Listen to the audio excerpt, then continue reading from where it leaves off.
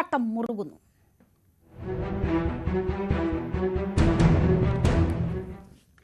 നിലമ്പൂരിൽ തെരഞ്ഞെടുപ്പ് ചിത്രം തെളിഞ്ഞു. 10 സ്ഥാനാർത്ഥികളാണ് ജനവിധി തേടുന്നത്. സ്വതന്ത്ര സ്ഥാനാർത്ഥിയായി മത്സരിക്കുന്ന PV അൻവറിന് കത്രികയാണ് ചിഹ്നമായി ലഭിച്ചത്. സമയപരിധി അവസാനിച്ചപ്പോൾ 4 പേരാണ് നോമിനേഷനുകൾ പിൻവലിച്ചത്. തന്നെ കുടുക്കിയ കത്രിക പൂട്ടിനെ കത്രിക കൊണ്ട് നേരിടുമെന്ന് PV അൻവർ പ്രതികരിച്ചു. CV അനുമോദ് വിവരങ്ങളുമായി ചേരുകയാണ്. അനുമോദ്, മത്സര ചിത്രം തെളിഞ്ഞിരിക്കുകയാണ്. അൻവർ മത്സര രംഗത്തുണ്ട് എന്ന് ഉറപ്പായിരിക്കുന്നു. ഇപ്പോഴത്തെ സാഹചര്യങ്ങളെ നമ്മൾ എങ്ങനെ നോക്കിക്കാണണം? അപരൻ ഉൾപ്പെടെ പിന്മാറിയ സാഹചര്യമുണ്ട്.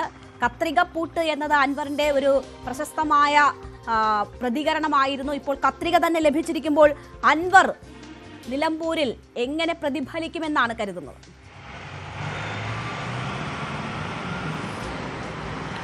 ഘടകം നിലമ്പൂരിൽ ചതുഷ്കോണ മത്സരമാണെന്ന് ഇതിനോടകം വ്യക്തമായി കഴിഞ്ഞിരിക്കുന്നു. SDP സ്ഥാനാർത്ഥികൾ ഉൾപ്പെടുത്തിയാൽ അത് 5 പേർ പഞ്ചകോണ മത്സരം വേണമെന്നും പറയാൻ പറ്റും. അത്രമാത്രം സ്ഥാനാർത്ഥികളുടെ ബാഹുല്യം ഈ ഉപതെരഞ്ഞെടുപ്പിലുണ്ട്. ഇതിലേറ്റവും പ്രധാനപ്പെട്ടത് അൻവറിൻ്റെ കടന്നുവരവ് തന്നെയാണ്. അൻവർ ഒരിക്കലും സ്ഥാനാർത്ഥിയായിട്ട് മത്സരിക്കുമെന്ന് UDF കരുതിയിരുന്നില്ല.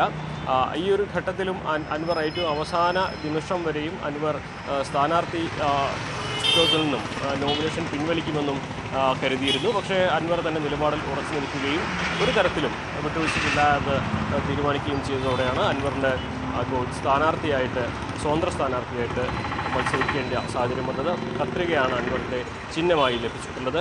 നേരത്തെയും അൻവർ കത്രിക ചിഹ്നത്തിൽ മത്സരിച്ചിട്ടുണ്ട്. അത് 2014 വയനാട് പാർലമെൻറ്റ് മണ്ഡലത്തിൽ സ്വതന്ത്രമായിട്ട് മത്സരിച്ചപ്പോഴും 2019 പൊന്നാരി മത്സരിച്ചപ്പോഴും അദ്ദേഹം കത്രിക ചിഹ്നത്തിലായിരുന്നു മത്സരിച്ചിരുന്നത്. അന്ന് 2 തവണ അൻവർ വിജയിക്കാനായില്ല എന്നുള്ളത് മറ്റൊരു കാര്യം. ഇത്തവണയും അൻവർ കത്രികയിലാണ് ഇവിടെ മത്സരിക്കുന്നത്. നേരത്തെ അൻവർ ഓട്ടോറിക്ഷ ചിഹ്നമായിരുന്നു ലഭിക്കാൻ പരിശ്രമിച്ചിരുന്നത്. പക്ഷേ ഓട്ടോറിക്ഷ ചിഹ്നം കേരള കോൺഗ്രസ് ജോസഫ് ഗ്രൂപ്പിൻ്റെ ഔദ്യോഗിക ചിഹ്നമായി അനുവദിച്ചതോടെയാണ് അൻവറിന് ആ ഓട്ടോറിക്ഷ ലഭിക്കാത്ത സാഹചര്യം വന്നത്. എന്താണെങ്കിലും നിലമ്പൂരിൽ ഇപ്പോൾ ചിത്രം തെളിഞ്ഞു കഴിഞ്ഞിരിക്കുന്നു. 4 സ്ഥാനാർത്ഥികൾ ഇതോടെ ഇനി എങ്ങനെ പ്രചരണം കൊഴുപ്പിക്കുമെന്നതാണ് അറിയേണ്ടത്. ഇടതുപക്ഷത്തിൻ്റെയും വലതുപക്ഷത്തിൻ്റെയും പ്രചരണം ഇതിനോടകം തന്നെ ആദ്യ റൗണ്ട് പൂർത്തിയാക്കി കഴിഞ്ഞിരുന്നു. BJPയുടെ കൺവെൻഷൻ ഇന്ന് നടക്കുകയാണ്. നാളെ മുതൽ BJPയുടെയും പഞ്ചായത്ത് തല പര്യടനങ്ങൾ ആരംഭിക്കും. അത്തരത്തിൽ നിലമ്പൂർ ഇനി മുതൽ പോരാട്ട ചൂടിലേക്ക് കടക്കുകയാണ്. രേണുക, തീർച്ചയായും പോരാട്ട ചൂടിലേക്കാണ്. ഇനി വിരലിലെണ്ണാവുന്ന ദിവസങ്ങൾ മാത്രമാണ് ബാക്കിയുള്ളത്. ഇനി ചിത്രം തെളിഞ്ഞ സാഹചര്യത്തിൽ വിജയം എന്നത് മാത്രം ലക്ഷ്യമാക്കി സ്ഥാനാർത്ഥികളുടെ തേരോട്ടമാണ് നിലമ്പൂർ കാണാൻ പോകുന്നത്. അനുമോദ് തുടരുക, ഞാൻ തിരിച്ചു വരാം. അൻവറിന്റെ ഏറ്റവും ഒടുവിലത്തെ പ്രതികരണം നമുക്ക് ഒന്ന് കാണാം. കത്രിക പൂട്ടിനെ കത്രിക കൊണ്ട് നേരിടും എന്നാണ് അൻവർ പറഞ്ഞിരിക്കുന്നത്. അപ്പോൾ ആ പ്രതികരണം കാണാം. അത് കിട്ടിയതിൽ വളരെ സന്തോഷമുണ്ട്. കാരണം ഈ തെരഞ്ഞെടുപ്പിലെ ഞാൻ ഇന്ന് നിങ്ങളുടെ മുന്നിൽ ഈ കോലത്തിൽ നിൽക്കേണ്ടി വന്നത് പിണറായിയും VD സതീശനും കൂടിയിട്ടുള്ള എന്നെ കത്രികപ്പൂട്ടിൽ കുടുക്കിയതാണ്. ആ കത്രികപ്പൂട്ടിനെ കത്രിക കൊണ്ട് തന്നെ നേരിടാനുള്ള ഒരു സാഹചര്യം ഇവിടെ ഒരുങ്ങിയിരിക്കുകയാണ്. PV അൻവറിന്റെ പ്രതികരണമാണ് നമ്മൾ കണ്ടത്. കത്രിക പൂട്ടിനെ കത്രിക കൊണ്ട് നേരിടും എന്നതാണ് പറയുന്നത്. നേരത്തെ നടത്തിയ വാർത്താ സമ്മേളനത്തിൽ 23 കഴിയുമ്പോൾ UDFന് അക്സെപ്റ്റ് ചെയ്യേണ്ടി വരും, UDFന്റെ വാതിൽ താൻ തള്ളി തുറക്കും ജനങ്ങളുടെ അംഗീകാരത്തോടെ എന്ന കാര്യവും അൻവർ സൂചിപ്പിച്ചിരുന്നു. വീണ്ടും CV അനുമോദിലേക്ക്. അനുമോദ്, ഇനിയുള്ള ദിവസങ്ങൾ വീറുട്ട പോരാട്ടത്തിൻ്റെതാണ്, പ്രചരണത്തിൻ്റെതാണ്. ഇതിനോടകം പല വിഷയങ്ങൾ, മുഖ്യമന്ത്രിയുടെ പരാമർശം ഉൾപ്പെടെയുള്ള വിഷയങ്ങൾ, പെൻഷൻ ഉൾപ്പെടെയുള്ള വിഷയങ്ങൾ അവിടെ ചർച്ചയായി കഴിഞ്ഞു. ഇനിയുള്ള ദിവസങ്ങൾ ഈ പ്രചരണ രംഗം എങ്ങനെ മാറിമറിയും എന്നതാണ് പ്രതീക്ഷിക്കുന്നത്?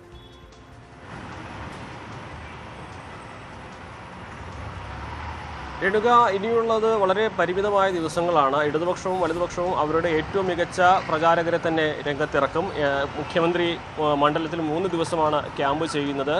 അദ്ദേഹം എല്ലാ പഞ്ചായത്തുകളിലും പഞ്ചായത്ത് മേഖല റാലി നടത്തുന്നുണ്ട്. ജനങ്ങളെ, വോട്ടർമാരെ അഭിസംബോധന ചെയ്യുന്നുണ്ട്.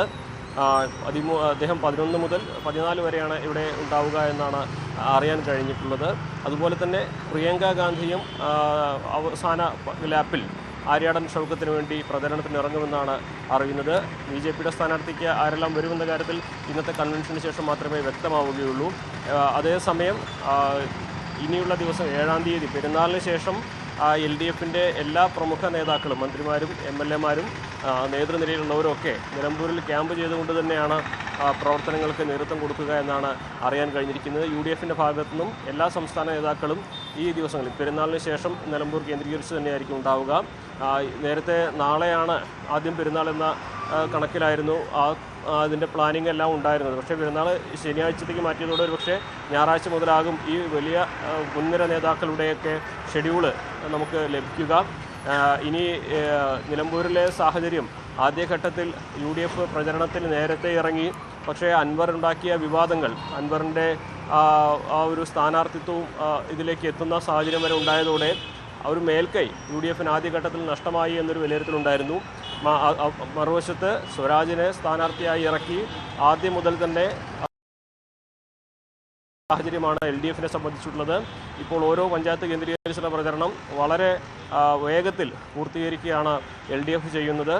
മുഖ്യമന്ത്രിയുടെ ആ കൺവെൻഷൻ ഉദ്ഘാടനത്തോടെ വളരെ വേഗത്തിൽ തന്നെ LDF പ്രചരണത്തിൻ്റെ ട്രാക്കിൽ എത്തിയിട്ടുണ്ട്. BJP-യാണ് ഏറ്റവും അവസാനം സ്ഥാനാർത്ഥിയെ പ്രഖ്യാപിച്ചത്. അതും അപ്രതീക്ഷിത സ്ഥാനാർത്ഥിയായിരുന്നു മോഹൻ ജോർജിൻ്റെ സ്ഥാനാർത്ഥിത്വം. മലയോര മേഖലയെ പ്രതിനിധീകരിക്കുന്ന ക്രൈസ്തവ വിഭാഗങ്ങളുടെ പ്രതിനിധിയായിട്ട് മോഹൻ ജോർജിനെ രംഗത്തിറക്കുമ്പോൾ BJP-യും പ്രതീക്ഷിക്കുന്നത് ഇത്തവണ മുൻപൊന്നും ഇല്ലാത്ത രീതിയിലുള്ള ഒരു വോട്ട് ബാങ്കിലെ വർധനവാണ്. ഇതിനെല്ലാം അപ്പുറത്തായിരുന്നു രാഷ്ട്രീയത്തിലെ ഏറ്റവും വലിയൊരു സസ്പെൻസ് പോലെ, ട്വിസ്റ്റ് പോലെയായിരുന്നു PV അൻവറിൻ്റെ മത്സര രംഗത്തേക്കുള്ള കടന്നുവരവ്.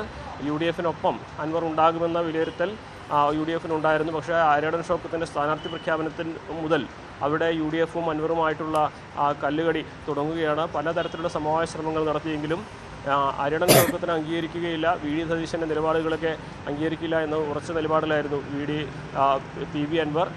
അതിനുശേഷം PV അൻവറിന് നൽകിയ വാഗ്ദാനങ്ങൾ അസോസിയേറ്റ് അംഗമാക്കാമെന്നുള്ള ഉറപ്പൊന്നും അംഗീകരിക്കാൻ കഴിയുന്ന സാഹചര്യമല്ല. സീറ്റ് സംബന്ധിച്ച ചില തർക്കത്തിലും ഘടകകക്ഷിയാക്കണമെന്ന ആവശ്യത്തിലും UDF അനുകൂല പ്രതികരണം നൽകാത്തതോടെ അൻവറും മുഖം തിരിച്ചു നിന്നു. അതോടെ ചതുഷ്കോണ മത്സരത്തിലേക്ക് നിലമ്പൂർ കടന്നിരിക്കുന്നു.